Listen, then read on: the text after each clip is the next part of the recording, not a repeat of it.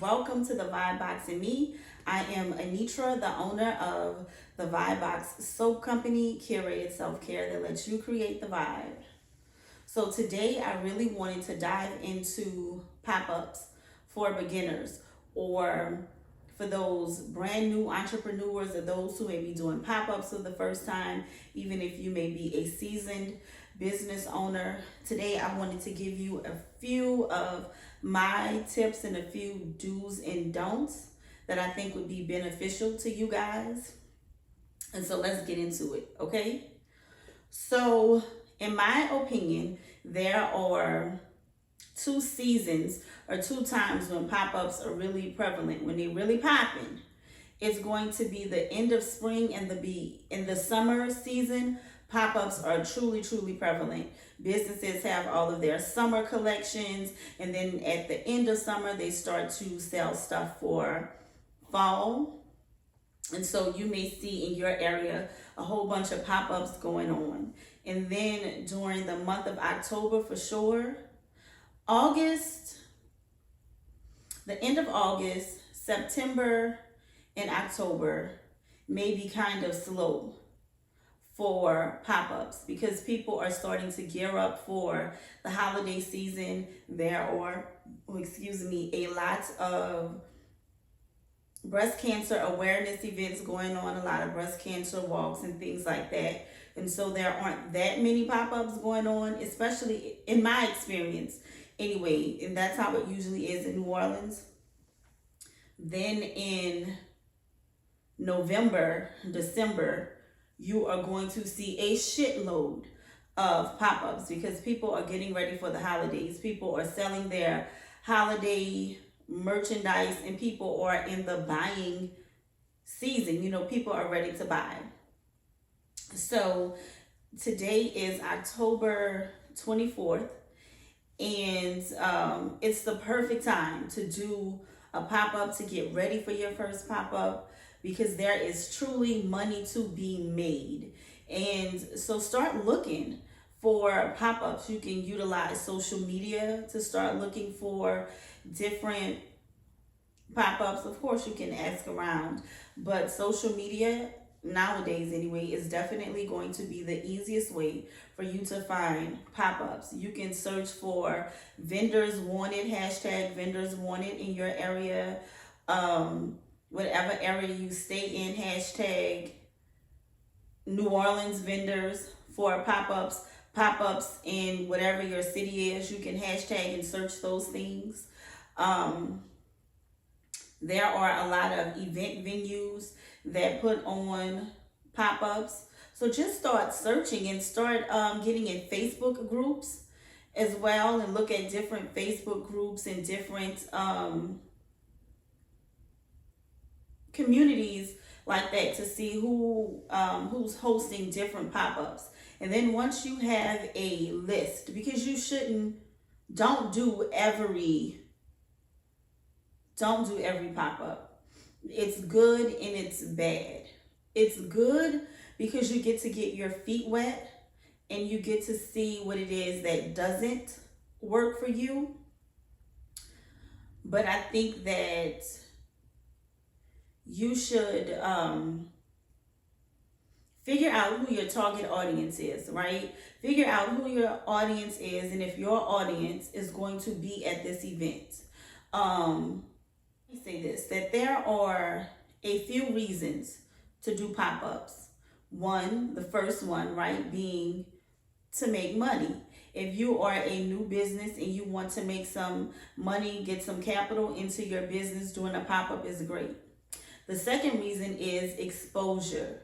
You want to make yourself known, and not just to the potential customers that are there to shop at the pop-up, but to all of the other vendors, because I promise you, other business owners are going to be your greatest allies as a small business owner, as an entrepreneur. You absolutely want to make those connections.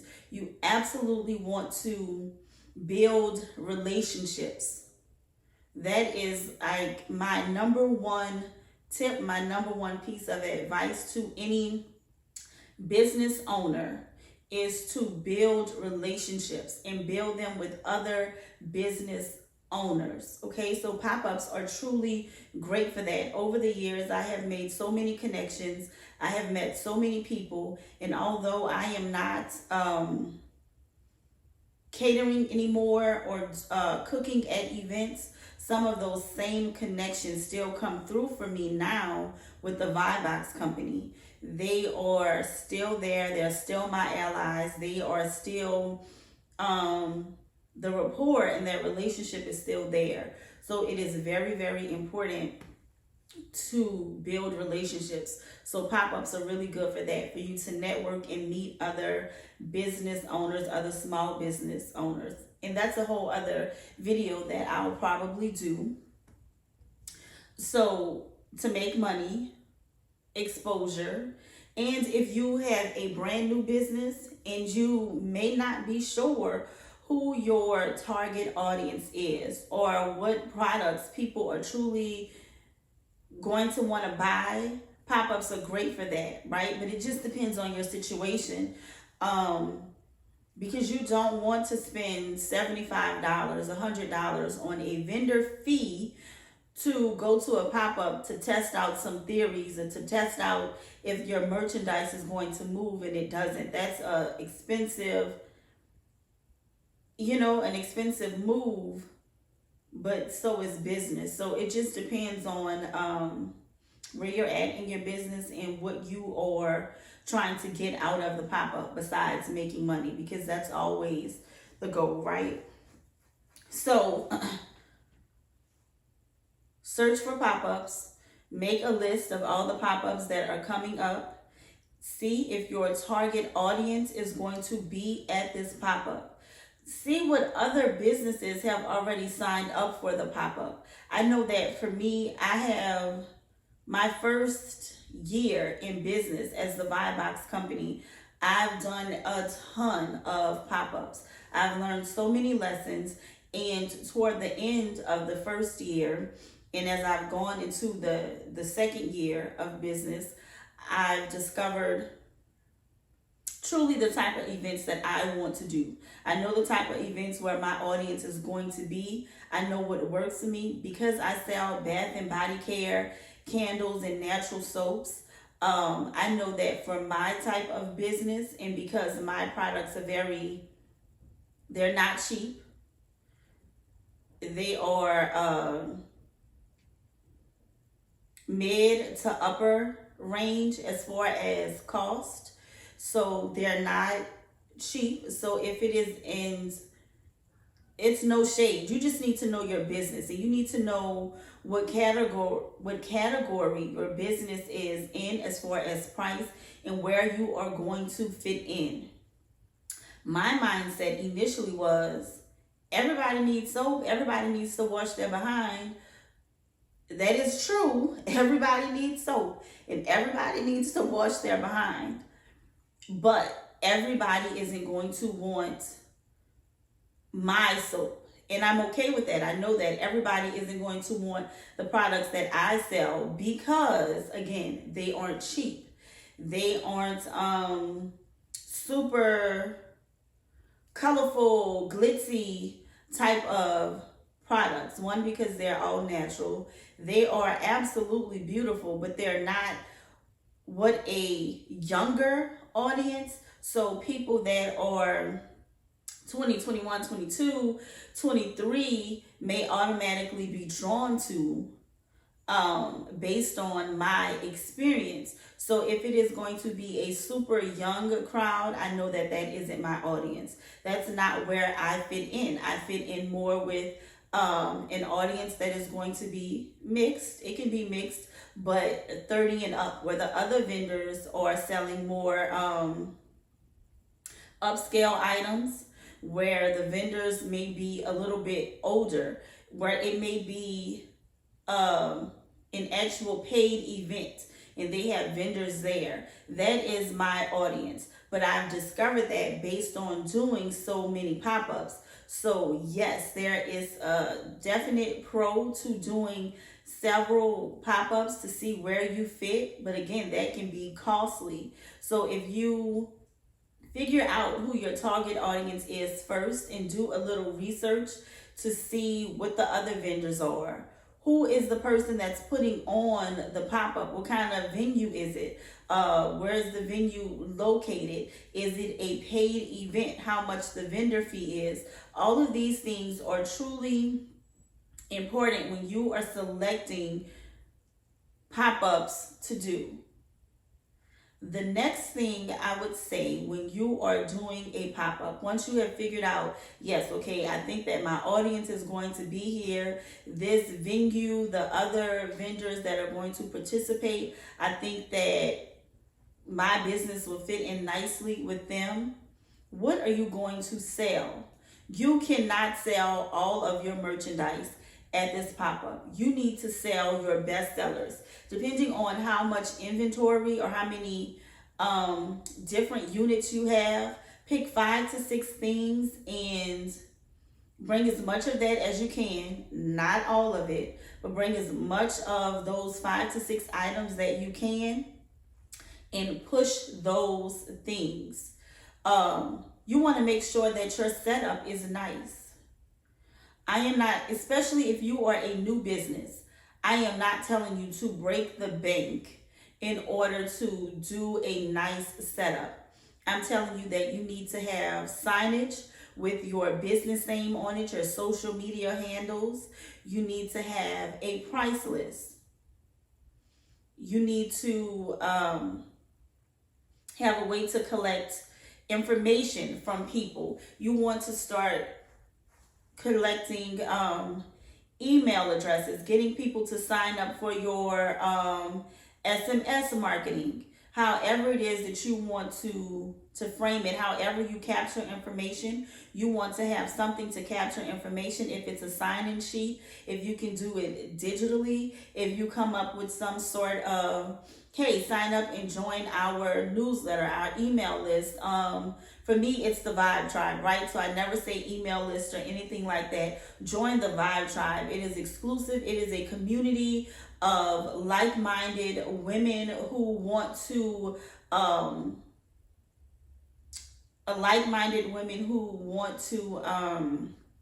elevate their self-care, who want to connect with other women like them, busy individuals, whatever. This is what I do, and I ask people to sign up to join. And then maybe if you're doing a pop-up, they'll get a percentage off. Once they show you that they've joined, then they can get a percentage off of a certain item. Maybe they get a free gift with purchase, whatever it is that you want to do, but capture information. So you need something to capture information. Again, you need signage. You need to let people know who you are. If you are a boutique, if you sell soap like myself, whatever the name of your company is, Amy's Candles. You can find us on Facebook at Amy's Candles, Instagram at Amy's Candles, whatever your email address is, and a price list of all the things that you are selling today to make it easier on yourself and your customers so that they can come to the table, they can look at what you have, they can look at your list, and they can see what it is that they may want to buy. They can do their mental math and say, okay, maybe I can afford to buy 4 candles or 4 dresses or whatever. Make your table neat. The more you do it, the more you can make it beautiful and extravagant if you want to, but you want your table to be neat. You want your items to be clearly visible and presented in a nice way. Again, you want to have signage. You need to have a way to capture payments. So Cash App is great. Lots of people do Cash App and PayPal. Of course, cash. For me, I capture payments. I will accept Cash App because for some people it's easier. But I will do Zelle, Cash App. I do Square and Shopify. Initially, I didn't have Shopify. My website provider was Wix. But now that I have Shopify, I am truly trying to, when doing pop-ups, to only do it using Zelle, Square, or Shopify. I would prefer to do it in cash, of course, because I'm always going to accept coins.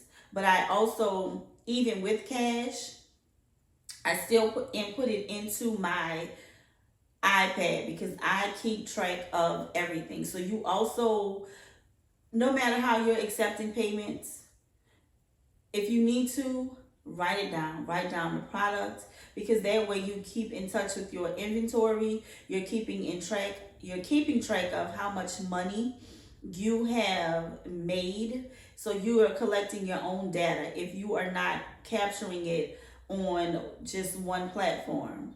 Keep track of your data. This is how you are able to figure out how you did, what products sold, what products didn't sell, why you think, you're able to on the back end figure out why certain things didn't sell. If maybe it's just not something that your audience really likes, you're able to just keep track of, okay, I made $200, $300. Okay, I paid $50 for the vendor fee. I paid $50 for the vendor fee. I paid $30 for all of my material, everything that I brought here with me today besides your actual inventory. Okay, so that's $80 spent, and so you made $200. So it's $80 minus the $200. You have $120 left. Like I said, minus the actual inventory that you have already bought, then you can say, okay, I made $120 in profit. It just depends, again, because it depends on what you sell. If you make handmade items like myself, a lot of times I don't have pre-made items already ready, so I make products for the pop-up itself. Now it's no big deal if I don't sell it at the pop-up, because of course it's on the website, and so people can purchase the product. So it just depends on how you run your business, but you absolutely need something to capture your payments and to keep track of the inventory and the money that is being made for the pop-up, so you can see if it was even worth your while, what you learned from it, how you should maneuver next time, how much you're willing to pay for vendor fees, because pop-ups can absolutely be hit and miss. Every single pop-up, you're not going to make money or a whole lot of money. You may make some money at some, but this is why, if on the beginning, on the front end, if you do a little research, you'll save yourself, so that it's more likely that you are making money versus not making money. The next thing I want to tell you, and maybe the last thing, because I don't want this video to be extremely long, is that for pop-ups, you need to be engaged with your customer. When someone comes up to your table, you need to smile. If you're not already standing, you need to stand. You need to greet them. You need to know your products. You need to know that that dress is 50% cotton and 50% rayon, that it is true to size, or if the customer should size up, should size down.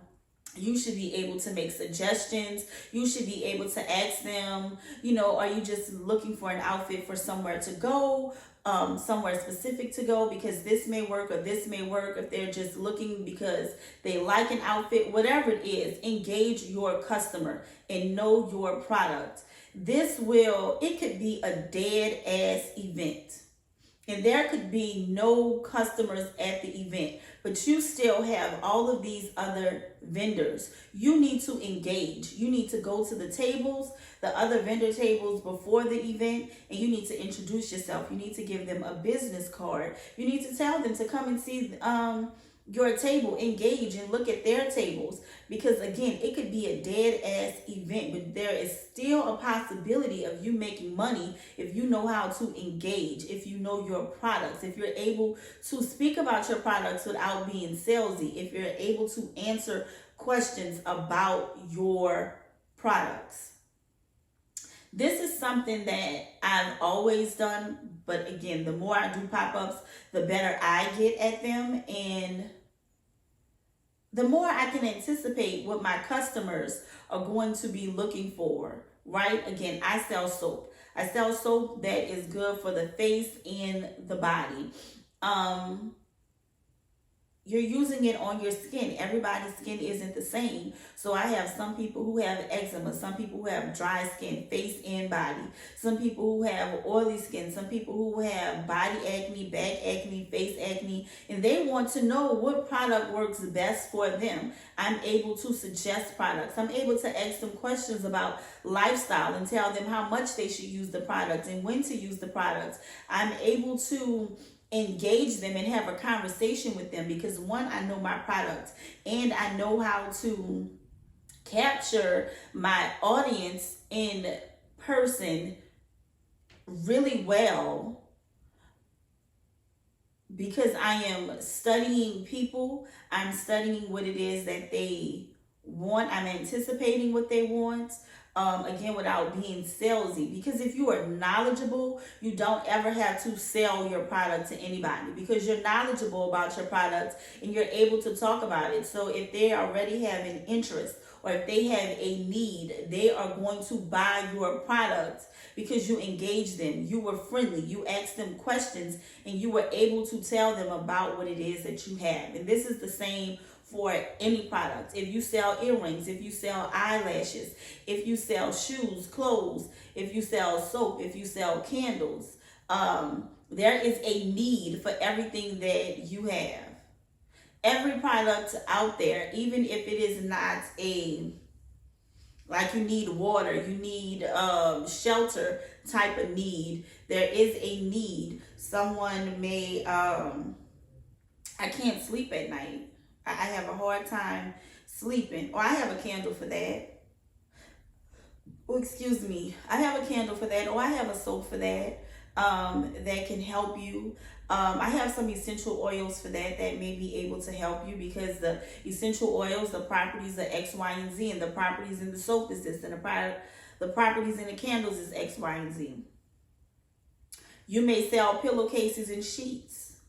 You may have a customer who tells you, man, I can't sleep at night. Oh, my silky satin pillowcases, they are infused with X, Y, and Z, and they have been known to help people get a better night's sleep, and because of the cool sensation. Whatever it is, if you are knowledgeable about your products, you can have it to fit whatever their need may be.